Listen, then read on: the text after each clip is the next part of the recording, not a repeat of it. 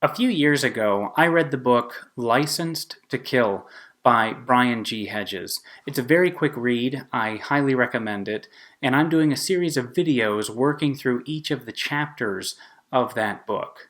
Today, we're looking at Chapter 4 with Murderous Intent.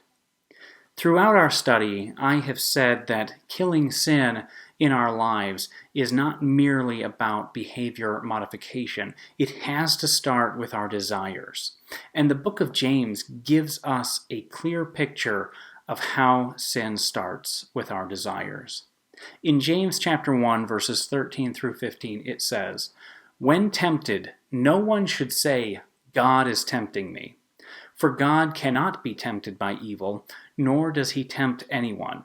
But each person is tempted when they are dragged away by their own evil desire and enticed. Then, after desire has conceived, it gives birth to sin, and sin, when it is full grown, gives birth to death." Temptation starts with a desire. It doesn't have to be an evil desire. You may desire companionship or acceptance or love. I may desire safety or financial stability. Another person may want recognition or validation or just some peace and quiet. Temptation comes when your thoughts and feelings conspire to satisfy those desires in ways that are not pleasing to God.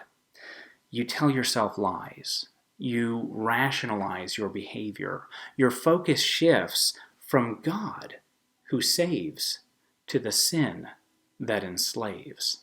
Dietrich Bonhoeffer described what happens in us when we start to give in to these desires. He said, "Joy in God is extinguished in us as we seek all our joy in the creature.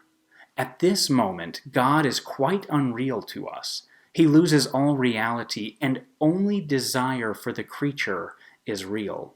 It is here that everything within me rises up against the Word of God."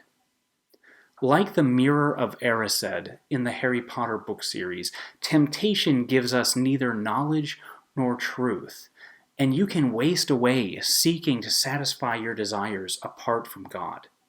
If you find yourself thinking about something sinful, enjoying the thought of engaging in it, or creating arguments to justify doing it, you are in grave danger. You don't have to sin physically to sin in your heart. Little by little, your joy in God is extinguished as you seek satisfaction in something else. Fortunately, we have Jesus. He faced temptation the same as us, but he never sinned. In fact, for those who trust in him, he helps us. Hebrews chapter 2, verse 18 says, "Because he himself suffered when he was tempted, he is able to help those who are being tempted." Sin came at him with murderous intent, and he overcame. He has promised in his word to never leave us or forsake us, and as Hedges says, now he equips us to fight temptation with his word and spirit under the banner of his cross. I invite you to consider whether you are letting yourself be lured away by sinful desires. Has something sinful taken hold of your imagination? Are you thinking about how to satisfy those desires in a way that is not pleasing to God? Take time to speak with God about your temptations and seek out a pastor or a close Christian friend who can encourage you in your walk with God.